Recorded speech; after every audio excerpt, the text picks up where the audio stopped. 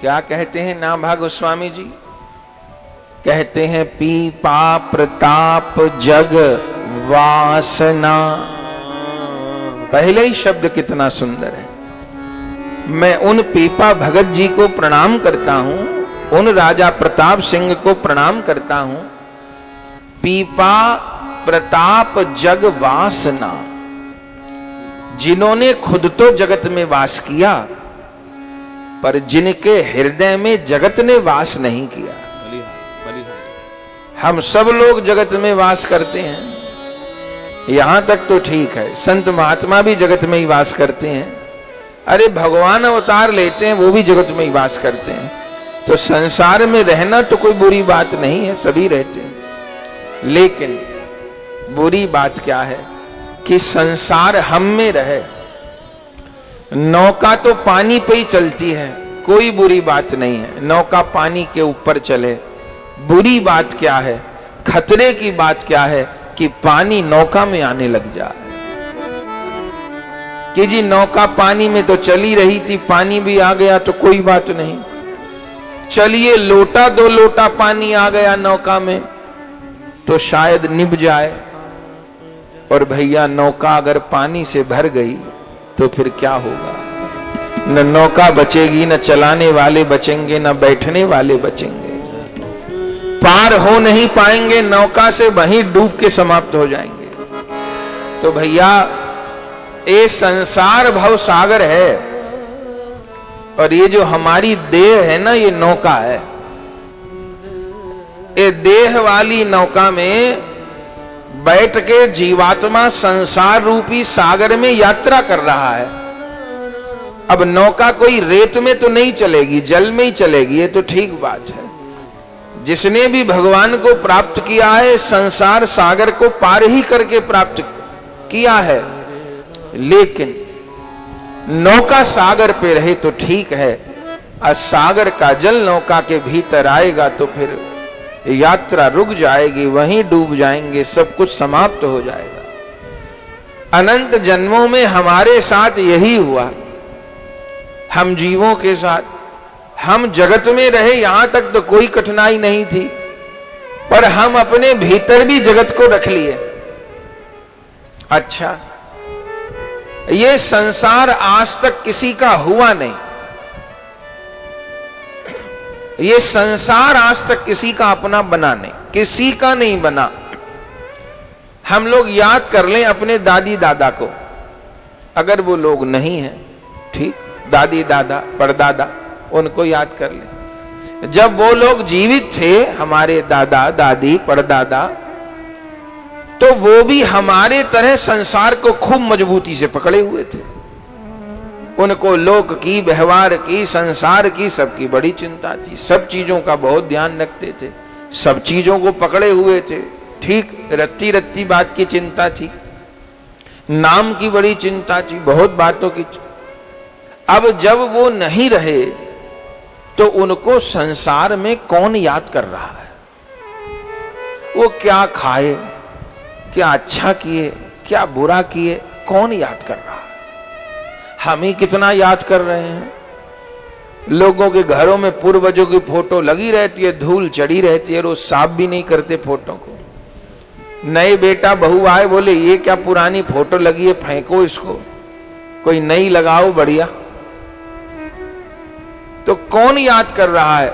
जब वो लोग जीवित थे कितनी हाय हाय थी, उस हाय हाय में जीवन पूरा हो गया, खेल खत्म हो गया। घर वही है, मकान वही है। जब पिताजी थे तो उनके नाम था, वो कहते थे मेरा है मेरा है मेरा है। मेरा कहते कहते पिताजी परलोक चले गए, अब हमें मिल गया, अब हम कह रहे हैं मेरा है मेरा है मेरा है। मेरा है मेरा कहता हम भी सरक लेंगे, फिर हमारे बेटा बेटी कहेंगे मेरा है मेरा है मेरा है। वो मकान, वो जमीन वहीं की वहीं है।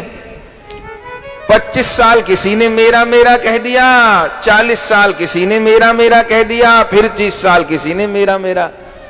ओ मेरा मेरा कहने वाले तो मेरा मेरा कहते सरक गए, जमीन मकान दुकान सब यहीं रह गए।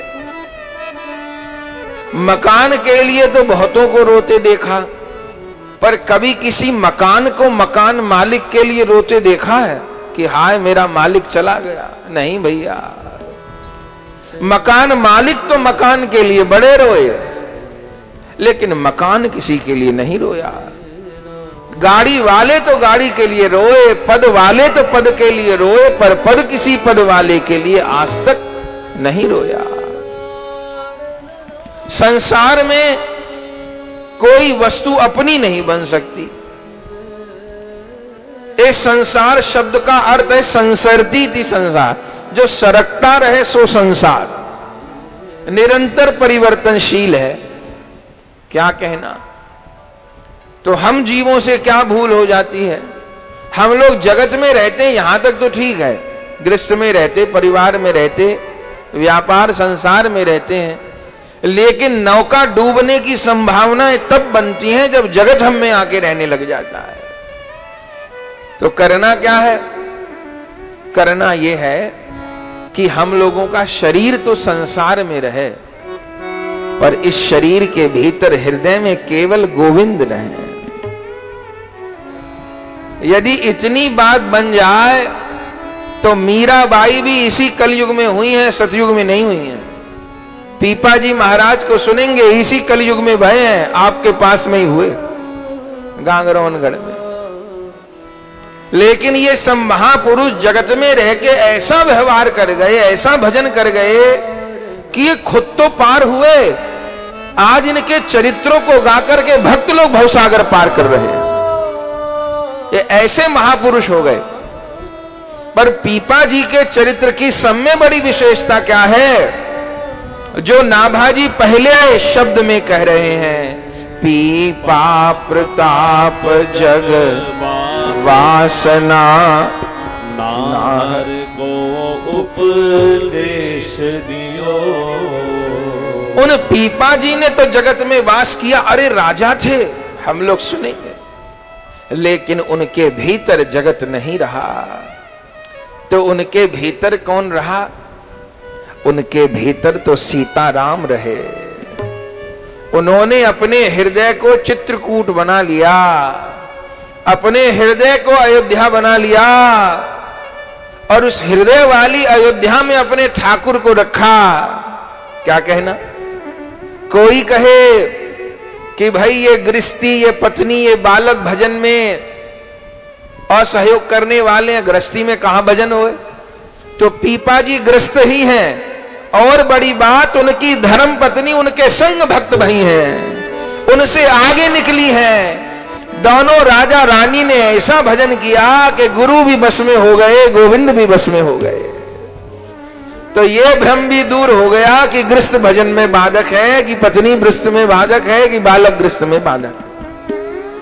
पीपा प्रताप जग वासना। लेकिन बड़ाई यही है, विधा यही है, रहस्य यही है कि पीपाजी जगत में रहे, पे उनके हृदय में जगत नहीं रहा। उन्होंने एक बात को अच्छे से समझ लिया। क्या?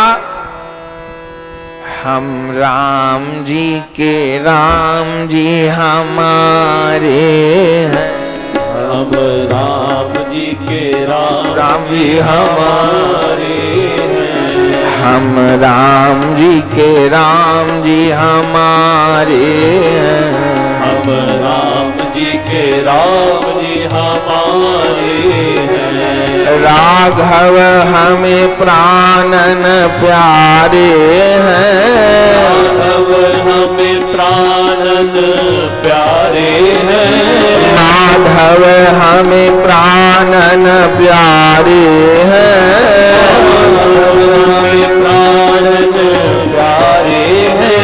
हम राम जी के राम जी हमारे हैं, हम राम जी के राम जी हमारे हैं, हम राम जी के राम जी हमारे हैं, हम राम जी के राम जी हमारे हैं। वे संतन आए उबारे हैं, संतन आए उबारे हैं, वे दुष्टन को संहारे हैं, दुष्टन भक्तन को संहारे हैं। हम उनके सदा सहारे हैं। हम उनके सदा सहारे हैं। हम राम जी के राम जी हमारे हैं। हम राम जी के राम जी हमारे हैं। केवट ने चरण पखारे हैं। केवट ने चरण पखारे हैं। केवट ने चरण पखारे हैं। केवट ने चरण पखारे हैं। शबरी की कुटी पधारे हैं। शबरी की कुटी पधारे हैं। प्रभु शबरी की कुटी पधारे हैं। शबरी की कुटी पधारे हैं। हम राम जी के राम जी हमारे हैं। हम राम जी के राम जी हमारे हैं। राघव हमें प्राणन प्यारे हैं। राघव हमें प्राणन प्यारे हैं। माधव हमें प्राणन प्यारे हैं। माधव हमें प्राणन प्यारे हैं। हम इनके सदा सहारे हैं। इनके सदा सहारे हैं। हम राम जी के राम जी हमारे हैं। हम राम जी के राम जी हमारे हैं। हम लीने चरण सहारे हैं। लीने चरण सहारे हैं। प्रभु लाखों को उद्धारे हैं। आँखों को उतारे हैं। हम राम जी के राम जी हमारे हैं। हम राम जी के राम जी हमारे हैं। हम राम जी के राम जी हमारे हैं। हम राम जी के राम जी हमारे हैं। मेरे ठाकुर पालन हारे हैं। ठाकुर पालन हारे हैं। मेरे ठाकुर सिरजन हारे हैं। ठाकुर सिरजन हारे हैं। हम इनके सदा सहारे हैं। इनके सदा सहारे हैं। हम राम जी के राम जी हमारे हैं। हम राम जी के राम जी हमारे हैं। हम राम जी के राम जी हमारे हैं। हम राम जी के राम जी हमारे हैं। हम राम जी के राम जी हमारे हैं। राम जी के राम जी हमारे हैं। हम राम जी के राम जी हमारे हैं। राम जी के राम जी हमारे हैं। हम राम जी के राम जी हमारे हैं। हम राम जी के राम जी हमारे हैं। आनंद हो गया बंधुओं। ये बात पीपा जी को समझ में आ गई। नाभा जी कहते हैं मैं उन पीपा जी को प्रणाम करता हूं। पीपा प्रताप जग वासना। इस जगत में रहते हुए जगत जिनके भीतर नहीं घुस पाया और जिन्होंने नाहर को उपदेश दिया। नाहर माने सिंह। जिन्होंने सिंह को शिष्य बना लिया, जिन्होंने सिंह को नाम का उपदेश कर दिया, भक्ति का उपदेश करके वैष्णव बना दिया। और क्या किया? बोले प्रथम भवानी भक्त मुक्ति मांगन को धायो। जो पहले देवी के भक्त थे, मुक्ति चाही देवी से, पर जिनको देवी ने उपदेश किया कि मुक्ति के देने वाले तो मुकुंद हैं, मैं तो संसार दे सकती हूं, तो सत्य कहो तिहि शक्ति सुदृढ़ हरि शरण बतायो। जिनको शक्ति ने हरि शरण होने को प्रेरित किया। फिर नाभाजी कहते हैं जिन पीपा जी ने जगत गुरु रामानंदाचार्य जी की शरण ग्रहण की और जो भक्ति की सीमा हो गए। सीमा माने एक तो भक्त वो जो स्वयं भक्ति करके अपना कल्याण कर लें, लेकिन भक्त की सीमा कौन है? सर्वश्रेष्ठ भक्त कौन है? जो आप तरें औरन को तारें। जो अपना तो तरण कर चुके, सारे जगत का तरण करने में समर्थ हो गए, वो भक्त शिरोमणि। तो वे पीपा जी जो भक्ति की सीमा भय कहां तक कहें, जिनके असंख्य गुण, गुण असंख्य निर्मोल, संत धरि राखत ग्रीवा। संतों ने जिन पीपा जी को गले की हार की तरह अपने हृदय में धारण किया, माने भगवान हृदय में बसाए जाते हैं, भगवान के प्यारे भक्त भी हृदय में बसाए जाते हैं। संत धर राखत ग्रीवा। आगे क्या कहा, बोले परस प्रणाली सरस भई, सकल विश्व मंगल कियो। जिन पीपा जी के भजन से प्रणाली सरस हो गई। प्रणाली क्या है, जो गुरु परंपरा है, ये वैष्णवों में प्रणाली कहलाती है। दो प्रणाली होती है, एक गुरु प्रणाली होती है, एक सिद्ध प्रणाली होती है। गुरु प्रणाली किसको कहते हैं, हमारे गुरु, उनके गुरु, उनके गुरु, उनके गुरु, उनके गुरु, उनके गुरु, करते करते जो श्री कृष्ण तक परंपरा है आचार्यों की, वो गुरु प्रणाली है। जो वैष्णवों के चार मूल संप्रदाय हैं, उनमें गुरुदेव से लेकर के श्री हरि तक, अपने यहां ब्रह्म मध्य गौड़ेश्वर संप्रदाय में श्री कृष्ण से लेकर महाप्रभु जी तक 27 आचार्य हैं। अब महाप्रभु जी से लेकर हमारे गुरु महाराज तक 16 आचार्य हैं। माने श्री कृष्ण से लेके गुरुदेव भगवान तक पूरी परंपरा आ रही। कहीं इतनी रत्ती भरी इधर से उधर नहीं हुई, इतनी रत्ती से इधर उधर नहीं हुई। इसको कहते गुरु प्रणाली। भाई रेल में कितने डिब्बे हों, लेकिन सब जुड़े हों आपस में, तो एक इंजन सबरे डिब्बों को खींच के ले जाएगा। अच्छा, डिब्बे बहुत सुंदर थे, एक ने तो डिब्बे पे सोने का पानी कर रखा था, अच्छी बात है, लेकिन जुड़े हुए नहीं थे आपस में, तो क्या होगा, तो भैया वहीं रह जाएंगे पटरी पे, पार नहीं होंगे।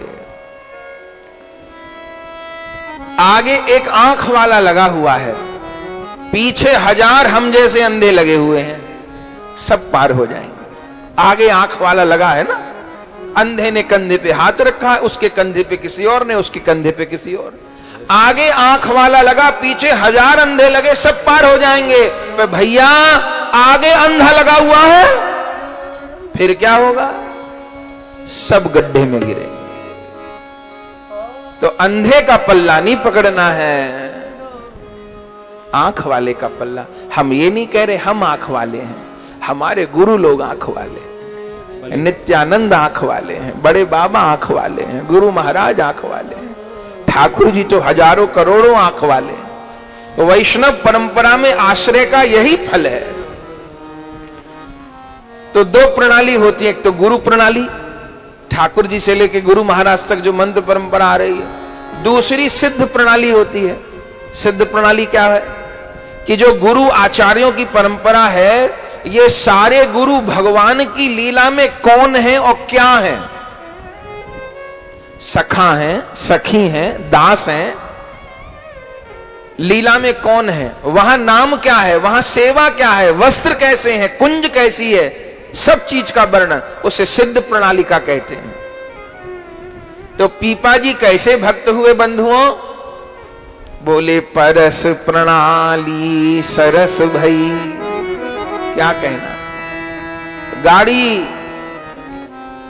बहुत बढ़िया हो, इंजन बहुत बढ़िया हो, और भी 5-10 डब्बे बहुत बढ़िया हो, और एक डब्बा बिल्कुल खटाड़ा, ओ जंग लगी, आग लगी हुई, सीट फूटी पड़ी, ऐसा हो, तो अगर वो जुड़ा हुआ है तो पहुंच तो वो भी जाएगा मंजिल पे, लेकिन देखने में अच्छा नहीं लगेगा। अरे भाई, इतनी बढ़िया गाड़ी थी राजधानी एक्सप्रेस, इस खटारा डब्बा को किसने लगा दिया, और खराब था तो रंग रोगन करके बढ़िया सीट, तो अच्छा तो लगे ना, राजधानी का डब्बा सा तो लगे।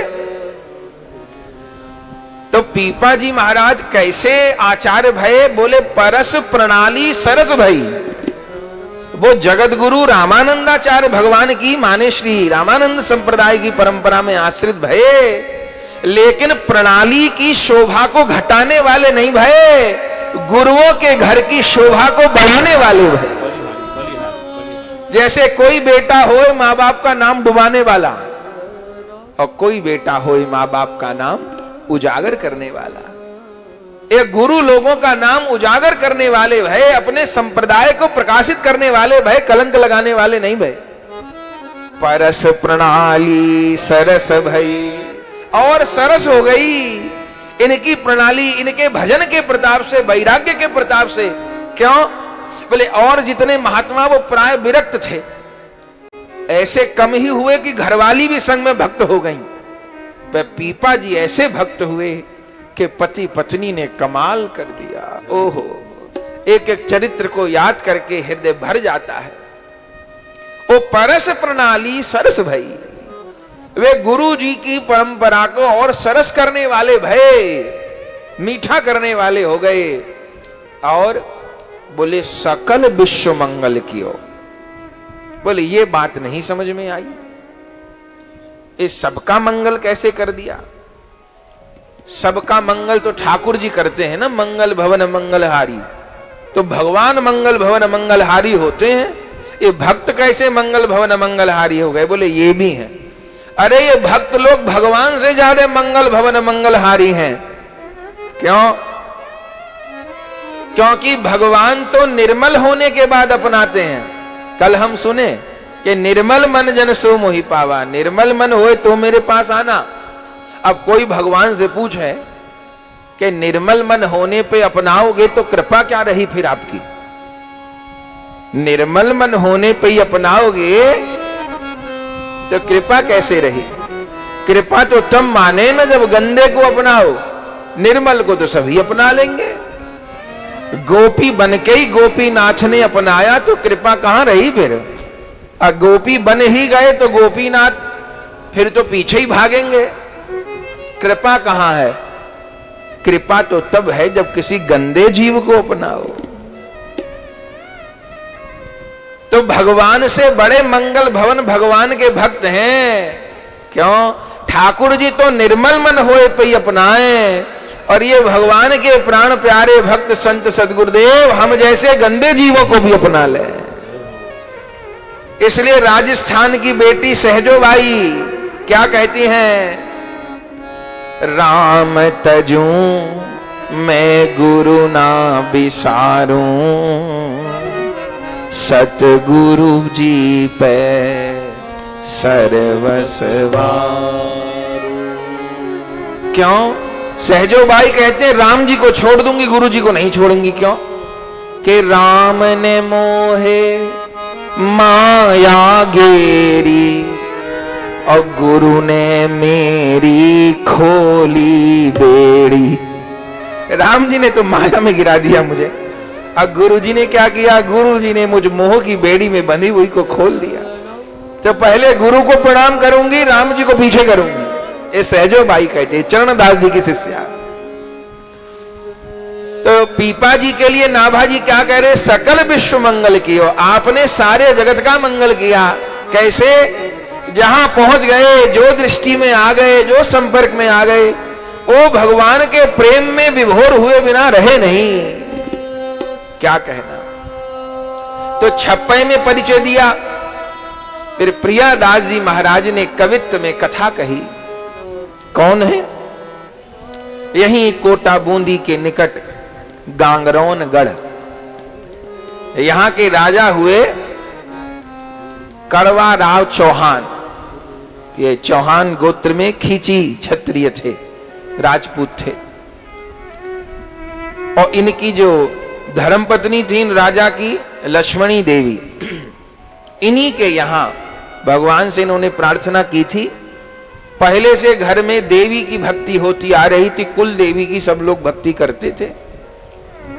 इन्हीं के यहां पर विक्रम संवत 1417 में कौन दिन? चैत्र पूर्णिमा, हनुमान जयंती के दिन कौन प्रकट भये? राजा श्री प्रताप सिंह जी महाराज, पीपा जी महाराज। कहिए श्री पीपा जी महाराज की जय हो। 1417 संवत में चैत्र शुक्ल पूर्णिमा को आप प्रकट भये। राजा के एक ही एक बेटे ने जन्म लिया प्रथम बार। बहुत जोरदार उत्सव मनाया, पूरे गांगरौनगढ़ में उत्सव हुआ। घर में रीति थी कि जब भी कुछ होगा तो देवी को बलि चढ़ाई जाएगी। तामसिक भाव से देवी की पूजा होती थी। अब यह भी एक विचारणीय बात है कि जिसको हम जगदम्बा कहते हैं उसके सामने पशुओं की बलि कैसे संभव है? किसी मां के आगे उसके बेटे को मारेंगे तो मां खुश होएगी कि दुखी होएगी? तो ये सब कहां से आ गई? ये सब मांस के खाने वाले भूखे लोगों ने ग्रंथों में मिलावट करी या शब्दों का गलत अर्थ किया। जैसे बलि, बलि शब्द का अर्थ भोग लगाना होता है। भागवत जी में भी लिखा है, बलि मादद बृहद वपु, भागवत जी में लिखा है। भगवान ने सब ब्रजवासियों से बलि मांगी, माने भोग मांगा। कृष्णस्त्वन्नतम रूपम गोप वृषंभणम गतः शैलस्मिति ब्रुवनबूरी बलि मादद बृहद वपु। ठाकुर जी कहने लगे मुझे बलि दो, तो यहां बलि का अर्थ क्या मुर्गा बकरा कर दें? नहीं, बलि देव माने ठाकुर जी कह रहे भोग देव।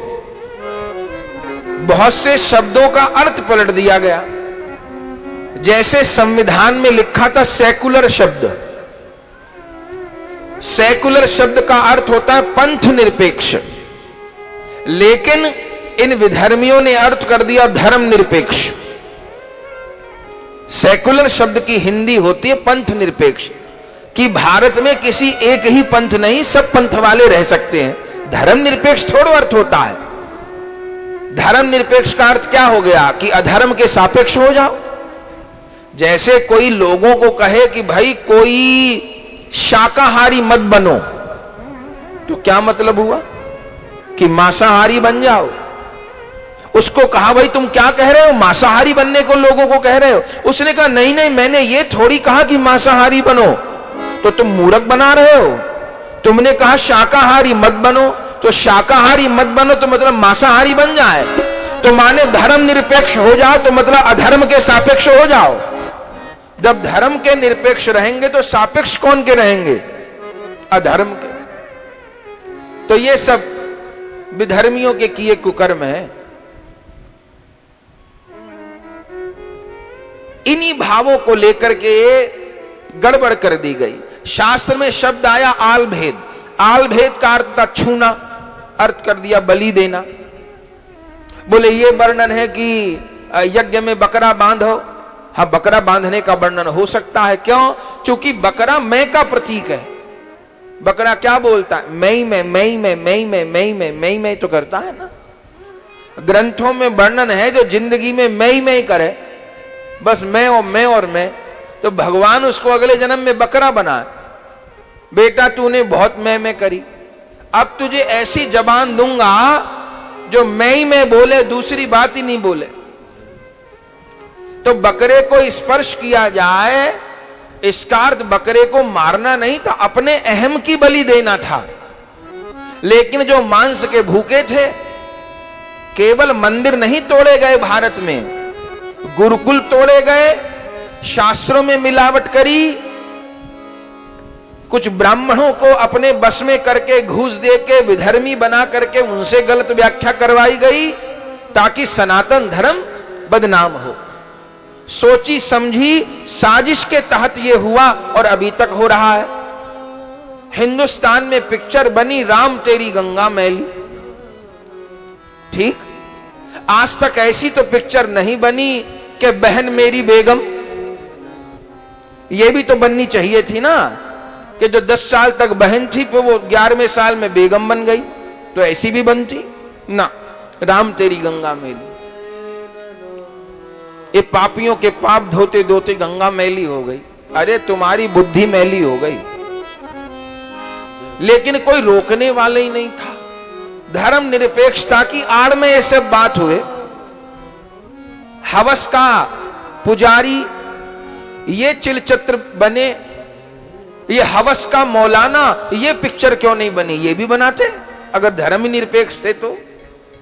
लेकिन धर्म निरपेक्षता का अर्थ इस वर्तमान समय में है, जो जितना ज्यादा हिंदू धर्म को गाली दे सकता है वो उतना बड़ा धर्म निरपेक्ष है, और जो हिंदू धर्म को गाली ही नहीं देता वो काहे का धर्म निरपेक्ष है।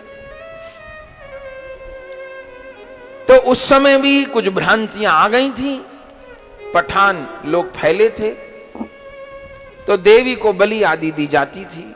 इनका जन्म हुआ, ऐसे ही हुआ, चल रहा था। मांसाहारी भी कहीं कहीं परिवार में होता था।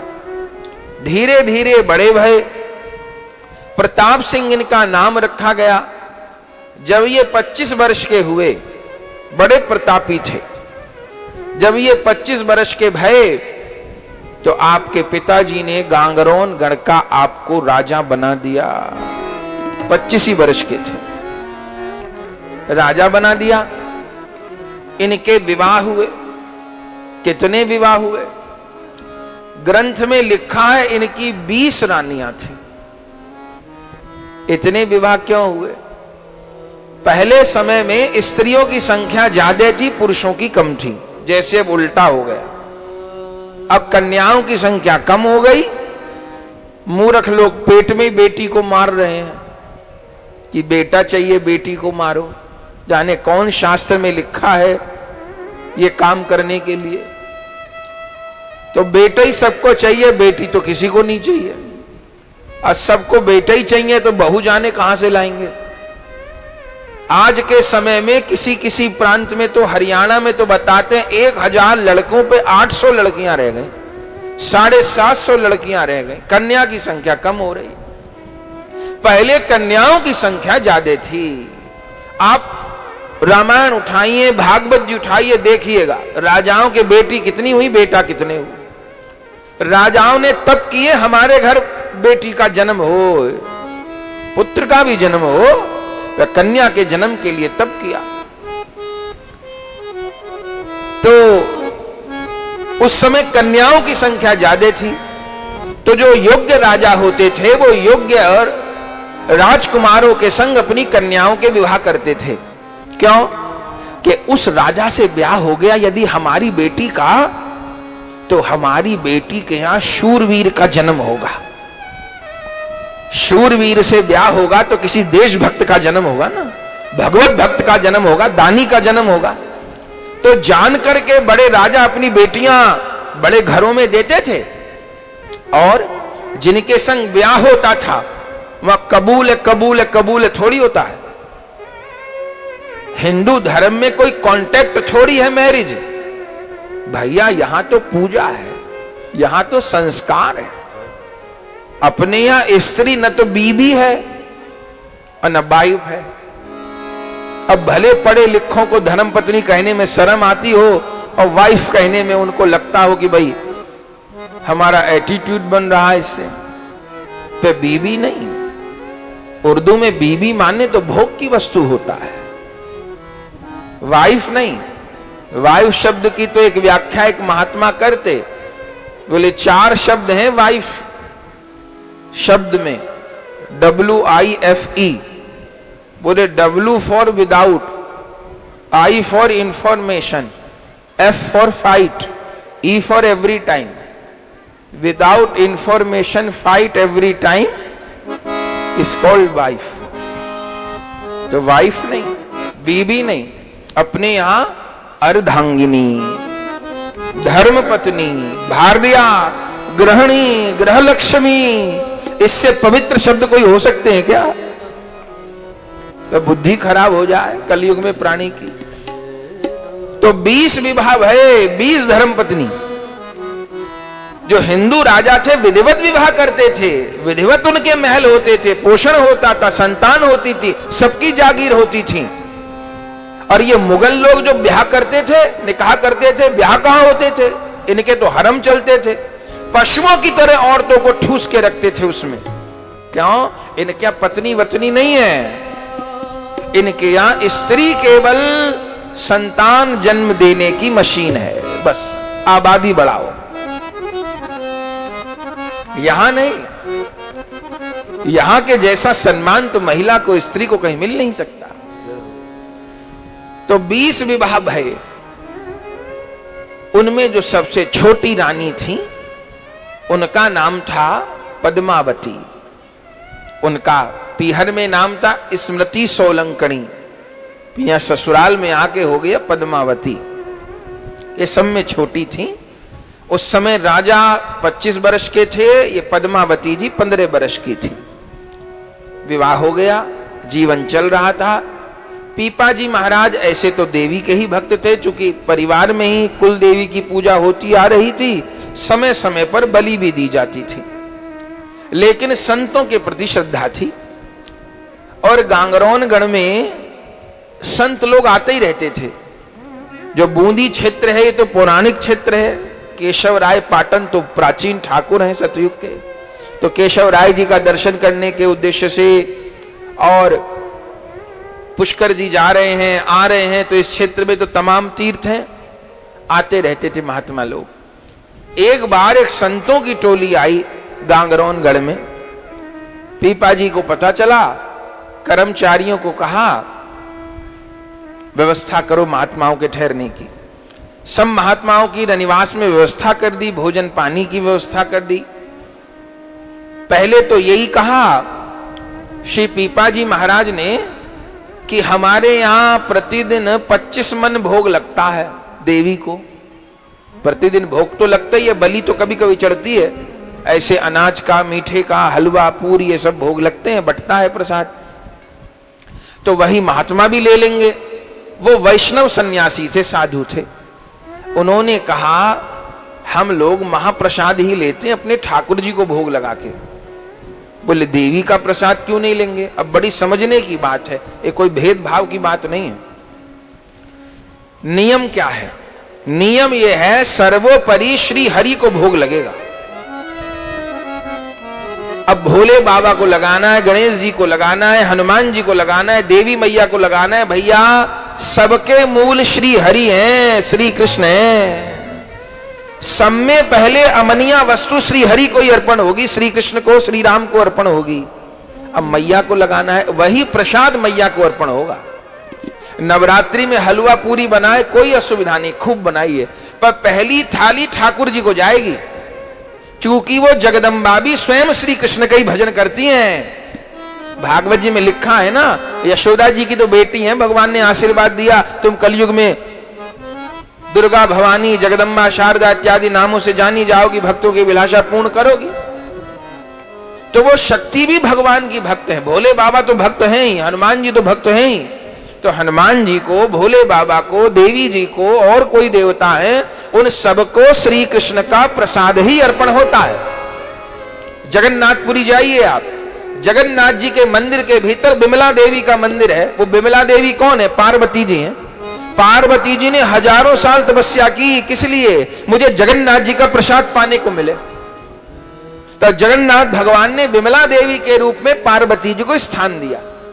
पहले जगन्नाथ जी को भोग लगता है और वो सारा भोग फिर बिमला देवी को लगता है। सारा प्रसाद पहले बिमला देवी पाती है, तब बंटता है प्रसाद। सोचिए, तो देवी भी भक्त हैं, भोले बाबा भी भक्त हैं, गणेश जी भी भक्त हैं, हनुमान जी भी भक्त हैं, सब भक्त हैं।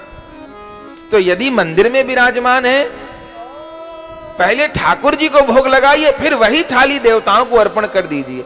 वैष्णव किसी को अमनिया नहीं देता, वैष्णव सदैव अमनिया प्रभु को ही अर्पण करेगा। तुलसी छोड़ भोग धरिए। अच्छा, तो महात्माओं ने क्यों मना कर दिया? पहली बात तो यह कि वहां का हम कैसे खा लें जहां भले कभी कभी बलि चढ़ती हो, अब उस जगह का हम कैसे पालें? दूसरी बात, वैष्णव है नहीं, भगवान को भोग लगाए बिना सीधे ही देवी को अर्पण करते हैं, तो सीधी सामग्री देवी को अर्पण कर दी तो वो वैष्णव कैसे लें? भगवान को अर्पण होनी चाहिए, वैष्णवों का नियम है। तो उन वैष्णव महात्माओं ने कहा कि हम लोग वो तो नहीं लेंगे, तो फिर हमें कच्चा सामान दे दो। ठीक है, तो कच्चा सामान खूब दे दिया महात्माओं को, और महात्मा लोग सब रसोई बनाए, साथ में शालिग्राम भगवान थे, उनको भोग लगाए, और एक थाली मैया को भी अर्पण की। कोई विरोध थोड़ी है दुर्गा जी से। सीता जी ने स्तुति की है, गोपांगनाओं ने स्तुति की है, रुक्मणी जी ने स्तुति की है, वो तो भक्ति दात्री हैं। लेकिन देवी जी के दो रूप हैं भैया। जो उनसे केवल संसार मांगता है, तामसिक वस्तुओं की उनकी सेवा करता है, उसके लिए देवी बहिरंगा माया है। फिर कहते हैं ना लोग कि देवी आ गई, आंख लाल पीली और कैसा शरीर हो जाता है, और फिर क्या क्या होता है। अगर तामसिक वस्तु से देवी की आराधना करेंगे, उनको अमनिया निवेदन करेंगे और केवल संसार की चाहना करेंगे, तो बहिरंगा माया रूप हो जाएगा देवी का, फिर चैन नहीं मिलेगा। लेकिन वैष्णव भी प्रणाम करते हैं देवी को, स्तुति करते हैं, वहां देवी का सौम्य रूप है, वहां उनका कात्यायनी रूप है, वहां वो हरि भक्ति प्रदायिनी है। तो ठाकुर जी को भोग लगाया महात्माओं ने, और फिर प्रसाद देवी को भी अर्पण किया। क्या कहना, आज तो देवी बड़ी प्रसन्न हुई, बहुत प्रसन्न हुई, मानो देवी का पेट ही आज पहली बार भरा। महात्माओं को स्वप्न दिया, अरे महात्माओं, आज तो मैं बड़ी तृप्त हुई, मुझे आपने श्री कृष्ण का प्रसाद अर्पण किया, श्री राम का प्रसाद, आज तो मैं पहली बार तृप्त हुई। महात्माओं ने कहा अच्छी बात है, मैया को प्रणाम कर लिया, प्रणाम तो है ही। अब महात्मा क्या विचार करने लगे कि ये जो राजा है पीपा जी, ये हैं बड़े संत सेवी, भले आदमी हैं, लेकिन वैष्णव नहीं है। कुल देवी कोई मानते हैं और तामसिक भाव से पूजा करते हैं। यदि ये वैष्णव बन जाए तो इनसे जगत का बहुत कल्याण हो सकता है। तो कैसे इनको वैष्णव बनाया जाए? तो देवी को ही प्रार्थना करी, देवी कुछ करो, अब इतने दिन तुम्हारी सेवा पूजा कर ली, अब ऐसी कृपा करो कि हरि भक्त बने। शंकर जी की पूजा का क्या फल है भैया? हम नहीं कह रहे बना के, रामायण में लिखा है, शिव सेवा कर फल सुत सोई, शिव सेवा फल सुत सोई, अविरल भगति राम पद होई, अविरल भगति राम पद होई।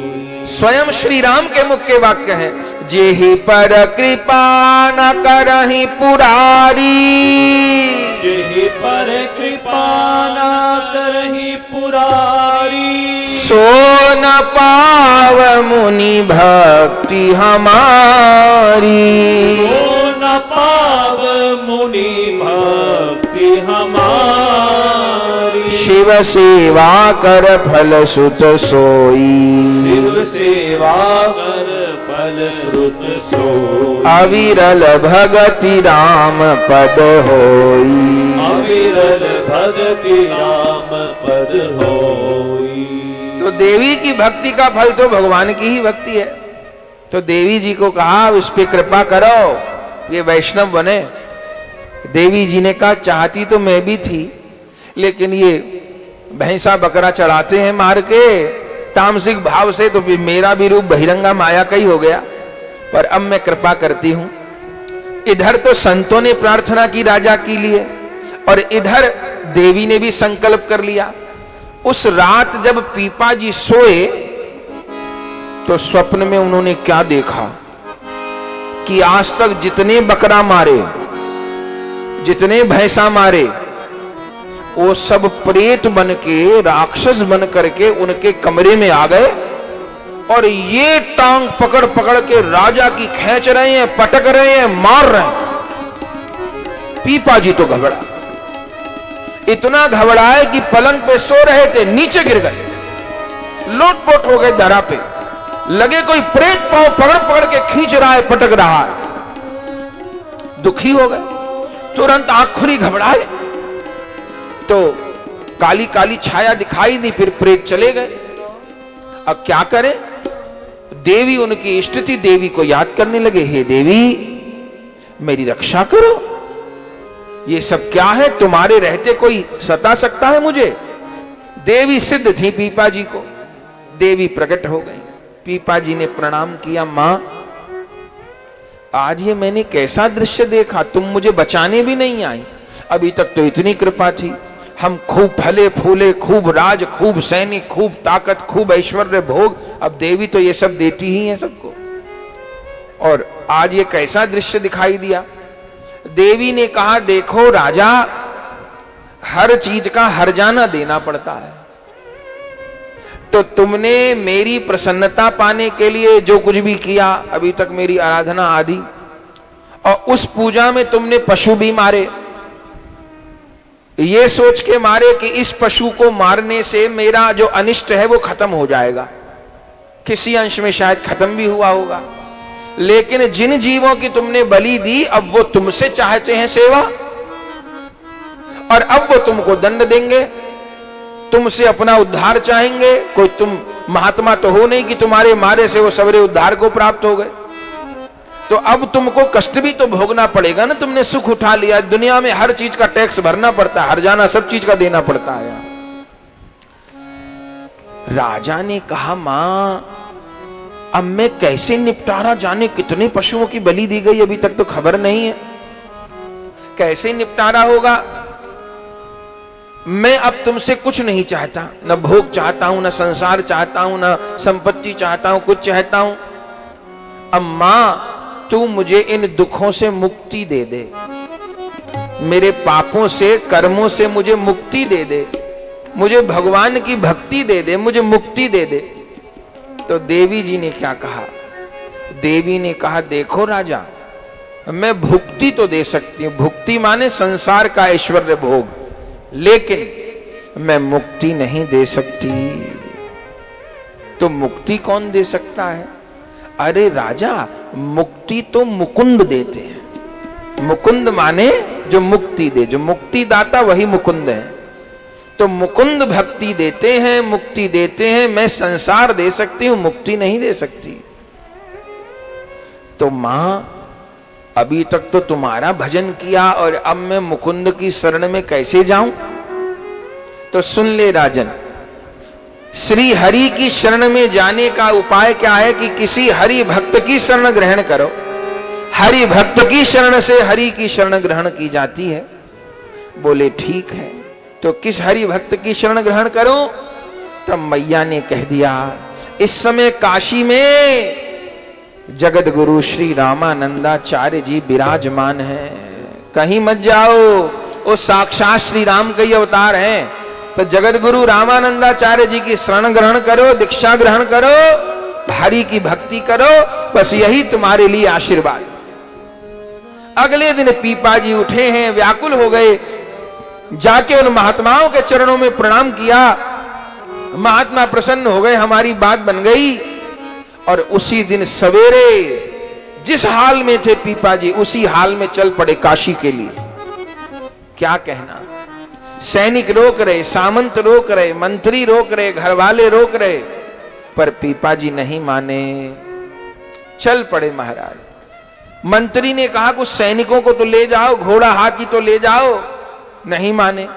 तब पीछे से सैनिक, मंत्री, घोड़ा हाथी चलने लगे, राजा को अकेले कैसे भेज दें। और पीपा जी महाराज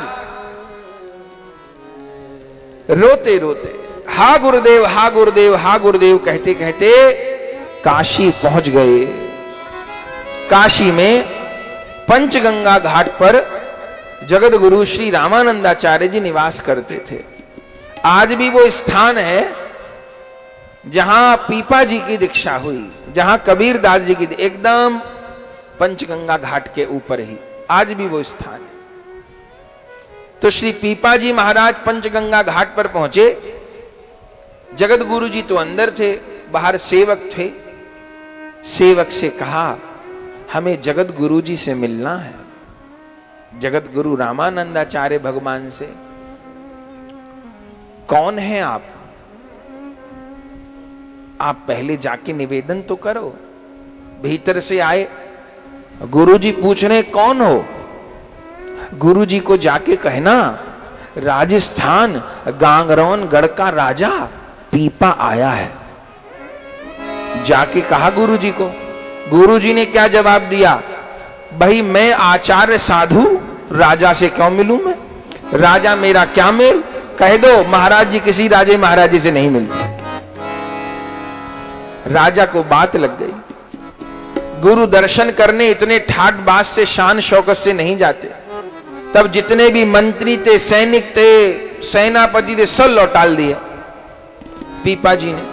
और जो धन संपत्ति लाए थे वो काशी नरेश को दान कर दी। फिर सेवक से कहा, अब गुरु जी को जाके कहो कि कोई पीपा भिखारी आया है दर्शन करने को। सेवक ने जाके कही, महाराज कोई पीपा भिखारी आया है दर्शन करने को। जगत गुरु जी प्रसन्न तो हुए, बोले अच्छा आश्रय ग्रहण करेगा? बोले हाँ, वो दीक्षा लेने आया है।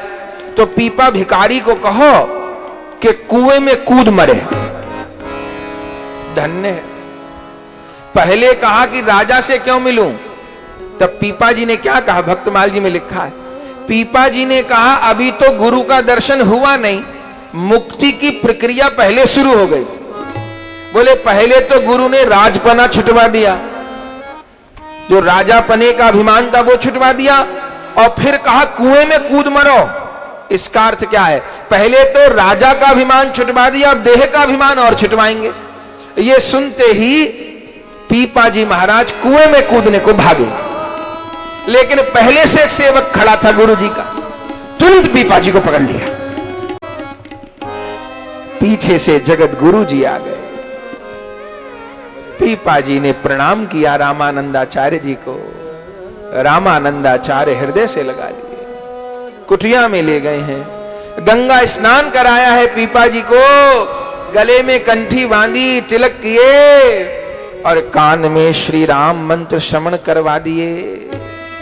क्या कहना महाराज, आनंद हो गया। गुरु पद पंकज सेवा, तीसरी भक्ति अमान, और चौथी भक्ति मम गुणगन करई कपट तजिगान। गुरु शरणागति हो गई, आनंद हो गया।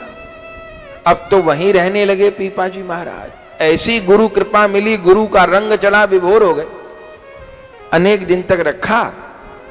फिर गुरु जी ने कहा, राजन अब तुम वापिस गांगरोनगढ़ चले जाओ। उन्होंने कहा, महाराज आप तो मेरा राज भी छुटवा दिए, मैंने तो त्याग दिया सब कुछ, और देह की आसक्ति को भी छोड़ दिया। अब लौटने के लिए क्यों कह रहे हैं? फिर राजकाज जाके करूं? गुरु जी ने कहा, देखो तुमने राजकाज तो मुझे दे दिया, पहले तुम राज को अपना मान के भोगते थे, अब तुम राज्य को मेरा मान के उपयोग करो, मेरा मान के संचालन करो। ये मेरापनी बंधन है। और जाओ, 1 बरस तक बिल्कुल ठीक ठीक रीति से राज्य का निर्वाह करो, संत सेवा करो, कीर्तन करो, अपने राज्य के सब लोगों को वैष्णव बनाओ। 1 बरस बाद में आऊंगा, आके देखूंगा कैसा भजन कर रहे हो, मेरी आज्ञाओं का पूरा पूरा पालन कर रहे हो कि नहीं कर रहे हो, मेरी फसल कैसी है मैं आके देखूंगा। अभी जो तुमको कहा है वो तुम करो। आ गए श्री पीपा जी महाराज, आ गए गांगरोनगढ़ वापिस। और अब वैष्णव हो, अब तो दिशा ही पलट गई। क्या कहना, अब तो रात दिन गांगरोनगढ़ में कीर्तन होते हैं, भजन होते हैं, सत्संग होते हैं। अपनी सारी प्रजा को वैष्णव बना दिया, सारे मंत्री संतरी सब वैष्णव बना दिए। अखंड नाम होता है, आंगन में सेवा होती है। पीपा जी महाराज विराज रहे हैं। दूर दूर तक पीपा जी की संत सेवा की खबर फैल गई, जय जयकार हो गई। 1 बरस बीत गया।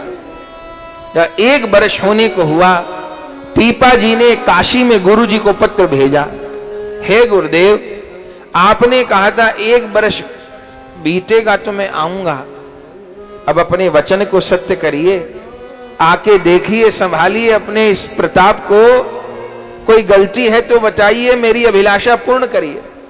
पत्र मिला। तब भक्तमाल जी में वर्णन है, जगत गुरु रामानंदाचार्य जी अकेले नहीं 40 भक्तों को लेकर गांगरोनगढ़ आए। वर्णन है इसी कोटा बूंदी के क्षेत्र से होकर गए। केशव राय जी का दर्शन किया है जगत गुरु जी ने। और 40 भक्तों में कौन कौन थे आप जानते हैं? एक एक शिष्य ऐसा जो त्रिलोकी पवित्र कर दे। कबीर दास जी महाराज उस समय साथ हैं, रैदास जी महाराज साथ हैं, सेन नाई साथ हैं, धन्ना जाट साथ हैं, बड़े बड़े महान भक्त 40 भक्त साथ हैं।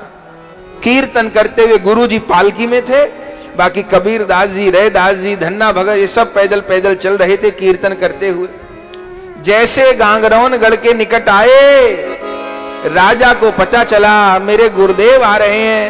अपनी सारी रानियों के साथ, सामंत के साथ, परिवार के साथ नंगे पांव भागे और पालकी लेके गए।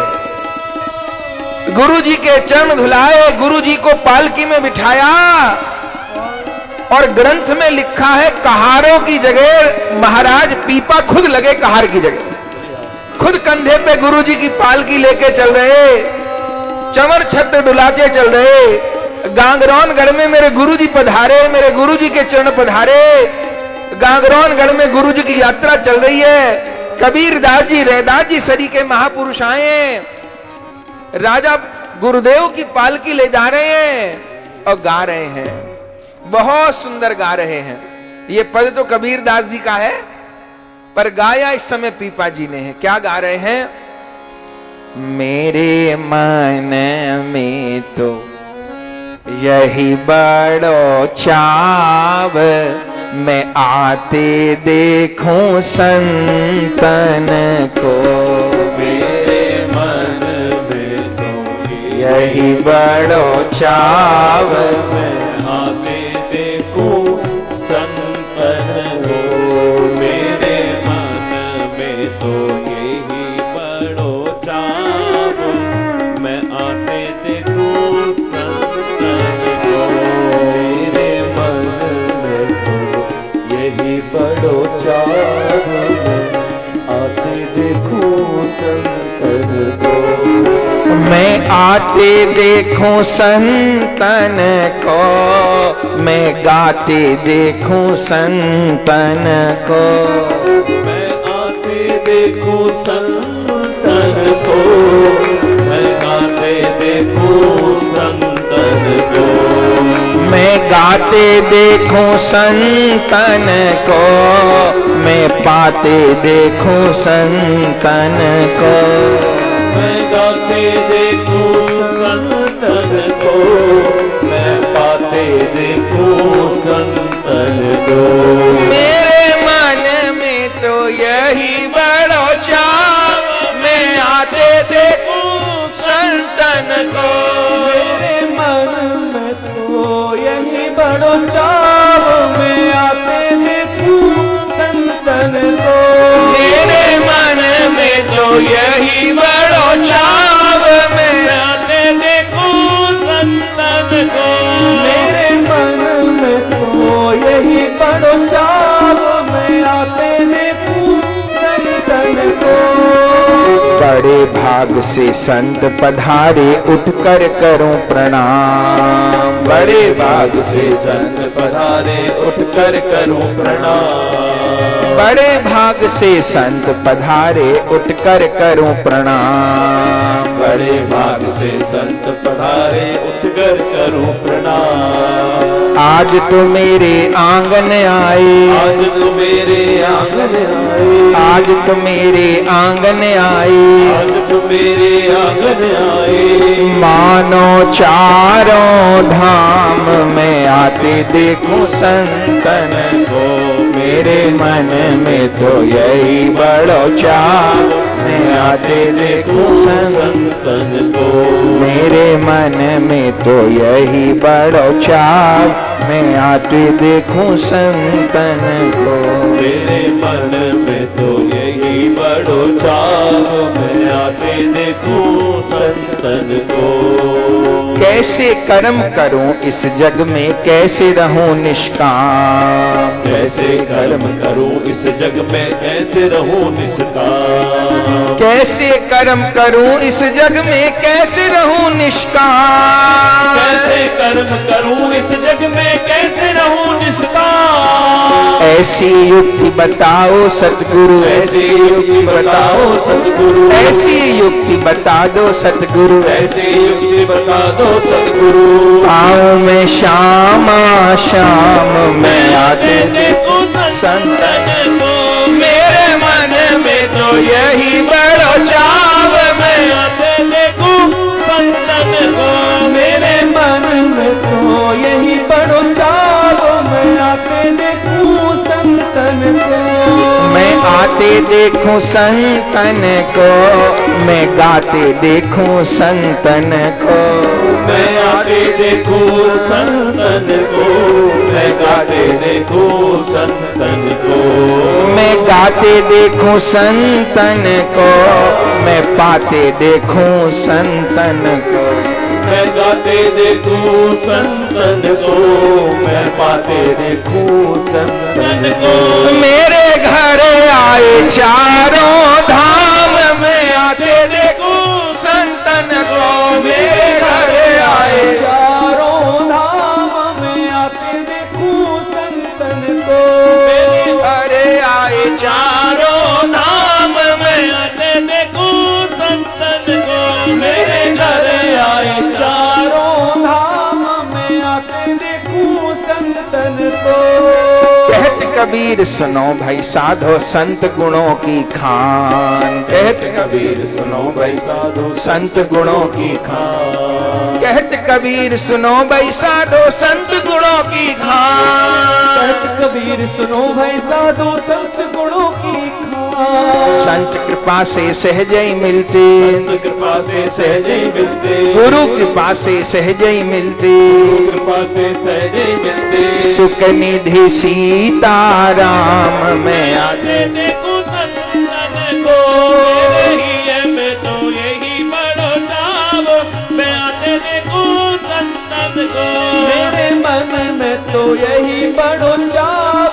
मैं आते देखूं संतन को, मैं आते देखूं संतन को, मैं गाते देखूं संतन को, मैं आते देखूं संतन को, मैं जाते देखूं संतन को।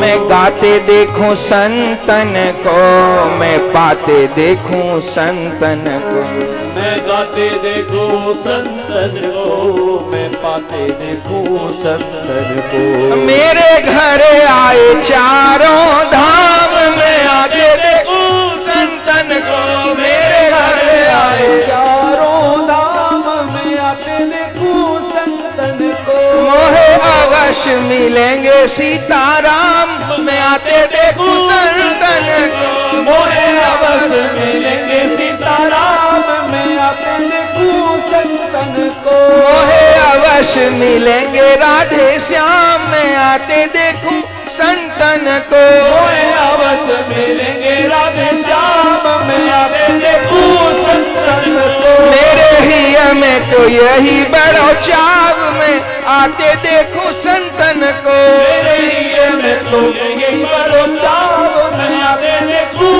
संतन को, मैं आते देखूं संतन को, मैं आते देखूं संतन को। मैं गाते देखूं संतन को, मैं गाते देखूं संतन को। आनंद हो गया महाराज, क्या कहना। खूब सब लोग कीर्तन कर रहे। पीपा जी महाराज, कबीर दास जी का, रैदास जी तो सब गुरु भाई हैं पीपा जी के, कबीर जी, रैदास जी सबका हाथ पकड़ के नाच रहे। गुरु जी की पधरावनी करी है।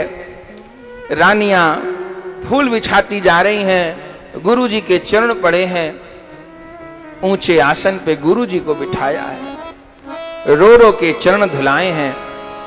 बड़े स्वागत सत्कार भये, भोज भंडारे भये, आनंद हो गया। कई महीना गुरु जी विराजे। अब गुरु जी आए और कबीर दास जी, रैदास जी जैसे महात्मा आ गए। ये गांगरौन गढ़ तो अयोध्या बन गया, बैकुंठ बन गया। अब तो गुरु जी की कथा होए, कीर्तन होए, सत्संग होए, सब भूल गए दुनियादारी को महाराज, सब मगन हो गए भगवान की भक्ति में। कई महीना विराजे। गुरु जी को आगे जाना था। कहां जाना था गुरु जी को? गुरु जी वास्तव में द्वारिका जी की यात्रा पे जा रहे थे सब शिष्यों के साथ में।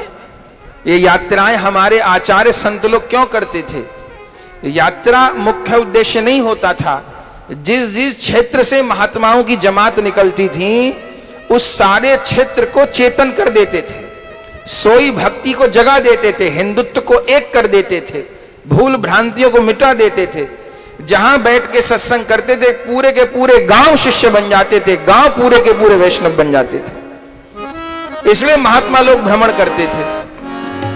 तो जगत गुरु जी कितने स्थानों को पवित्र करते, गांगरौनगढ़ में विराजे, पूरी प्रजा वैष्णव बना दी, कई महीना विराजे।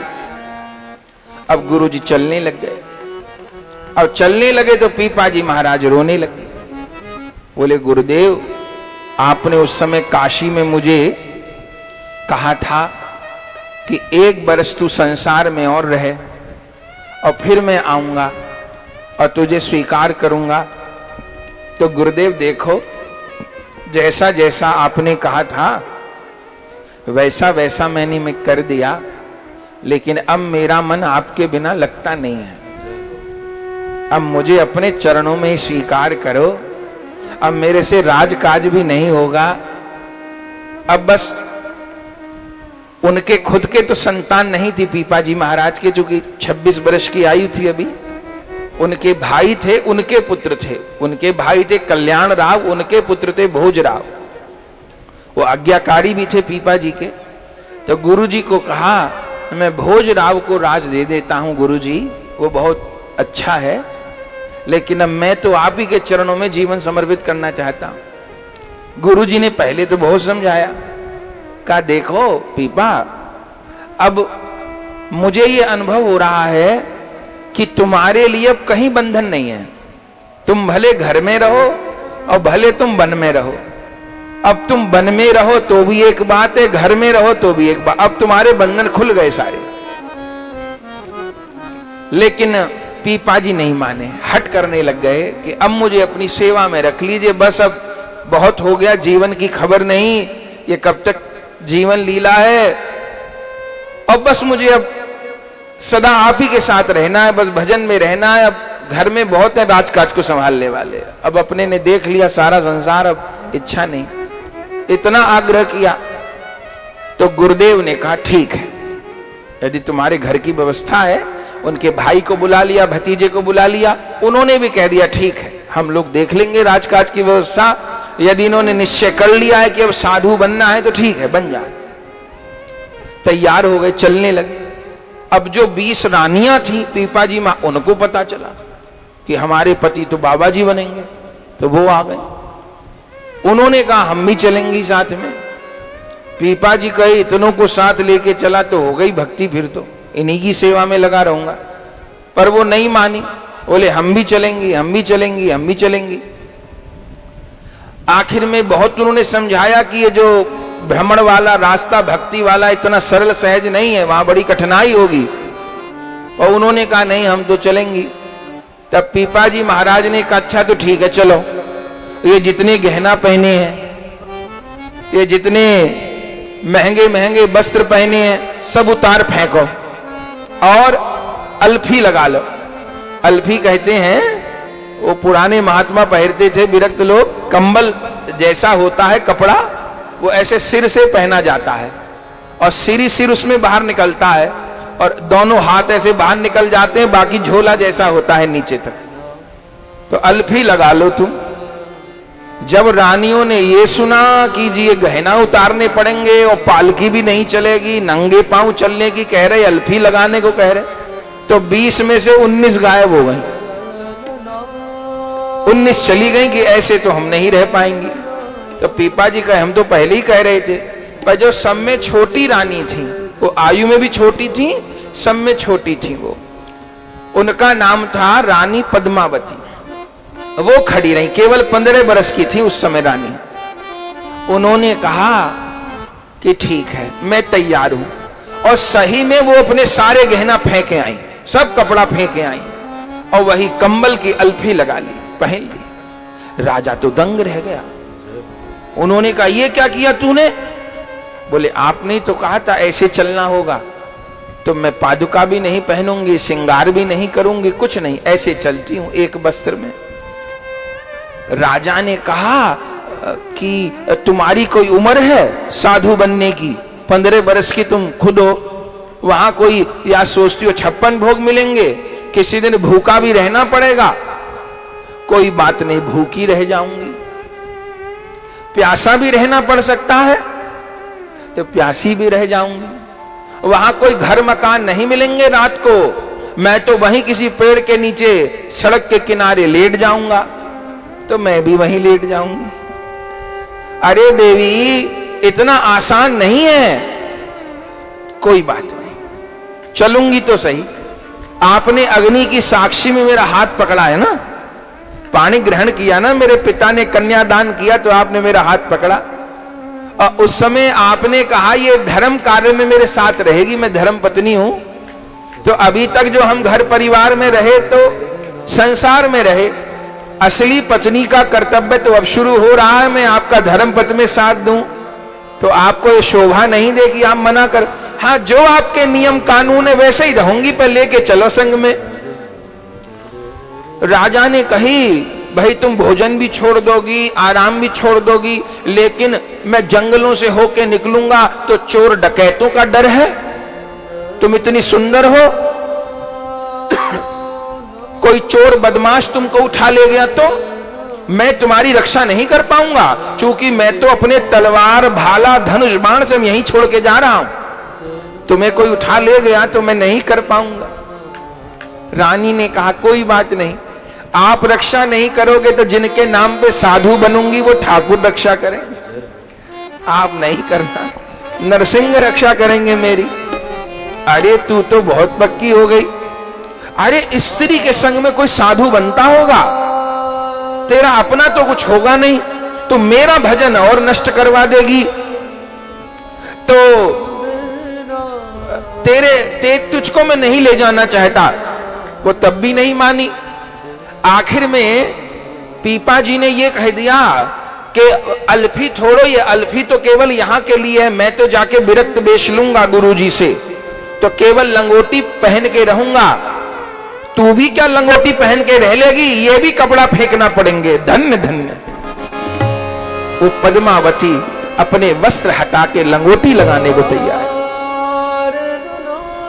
जैसे ऐसा करने को उद्यत हुई, पीपा जी को खबर नहीं थी कि महल में उस तरफ जगतगुरु रामानंदाचार्य जी सारी बात सुन रहे हैं। जैसे रानी लंगोटी लगाने को तैयार हुई, गुरु जी आ गए और कहा रुको बेटी।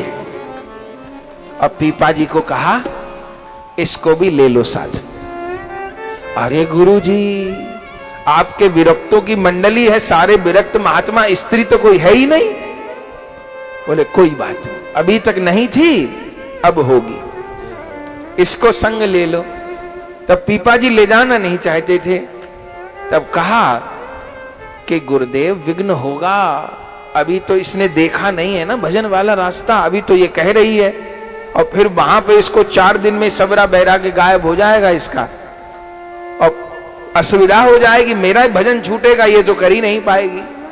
तब गुरु जी ने कहा देखो, जैसे सीता जी राम जी के साथ चली ना, तो सीता जी से राम जी को विघ्न नहीं हुआ ना, सहयोग हुआ, ऐसे ये तुम्हारा सहयोग करेगी, और इसको मैं दीक्षा दे रहा हूं। तब गुरुजी वहीं महल में पद्मावती रानी को दीक्षा दिए, और क्या संबंध दिए? नाम दिए सीता सहचरी, सीता जी की सखी बना दी। ग्रंथ में तो यह भी वर्णन है, शिष्य तो बना ही लिए, अब गुरु स्वरूप भी देते हैं। तो गुरु जी क्या स्वरूप दिए? बोले मनु जी पीपा जी में आके वास किए। मनु जी का चरित्र रामायण में लिखा है, स्वयंभू मनु और शतरूपा, सबसे पहले इस दुनिया के स्त्री पुरुष।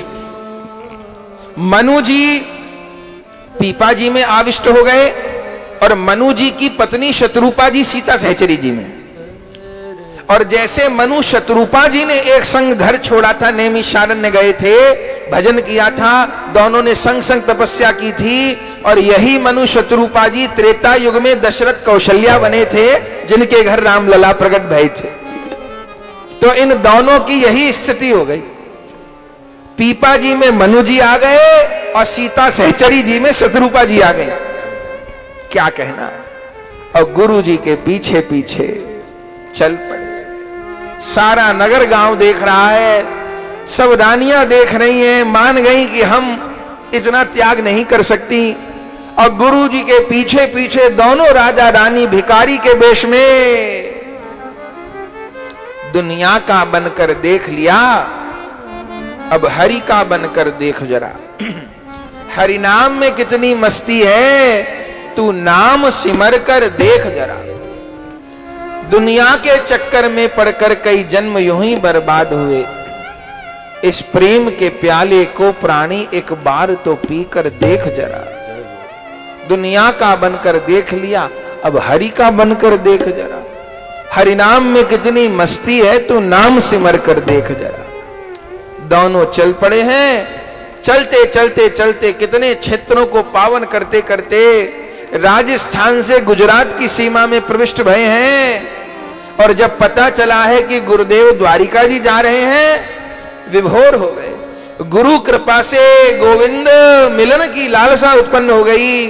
दोनों राजा रानी रोते रोते, हमको द्वारिकाधीश का दर्शन होगा, देवी रुक्मणी जी का दर्शन होगा, हम विभोर हो जाएंगे। विभोर होकर गुरु जी के पीछे पीछे जा रहे हैं और गा रहे हैं, श्री कृष्ण से कोई मिला दो मुझे, श्री कृष्ण से कोई मिला दो मुझे, श्री कृष्ण से कोई मिला दो मुझे, श्री कृष्ण से कोई मिला दो मुझे, श्री द्वारिका पुरी पहुंचा दो मुझे, श्री द्वारिका पुरी पहुंचा दो मुझे, गोविंद से कोई मिला दो मुझे, गोविंद से कोई मिला दो मुझे, बिन देखे परे न चैना है, बिनु देखे परे न चैना है, नहीं सुने मधुर मुख बैना है, नहीं सुने मधुर मुख बैना है, हरि मीठे बोले सुना दो मुझे, हरि मीठे बोल सुना दो मुझे, राम से कोई मिला दो मुझे, श्री राम से कोई मिला दो मुझे, हरि जो मेरी जीवन मोरी है, हरि जो मेरी जीवन मोरी है, फिर बीच में क्यों ये दूरी है, फिर बीच में क्यों ये दूरी है, हरि बड़ कर गले लगा लो मुझे,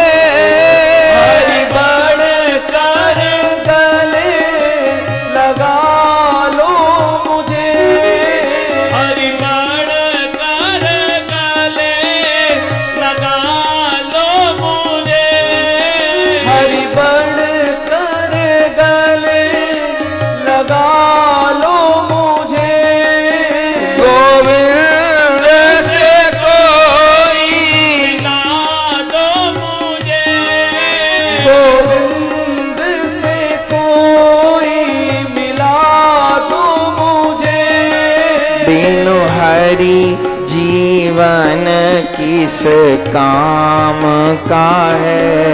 बिनु हरि जीवन किस काम का है। मेरा रोम रोम घनश्याम का है। मेरा रोम रोम घनश्याम का है। हरि बाह पकड़ अपना लो मुझे। हरि बाह पकड़ अपना लो मुझे। गोविंद से कोई मिला दो मुझे। गोविंद से कोई मिला दो मुझे। श्री द्वारिकापुरी पहुंचा दो मुझे। द्वारिकापुरी पहुंचा दो मुझे। जब भक्त को हरि संभालेंगे। सब भक्त को हरि संभालेंगे। तब गौर दास सुख पाएंगे। तब श्री गौर दास सुख पावेंगे। हरि मिल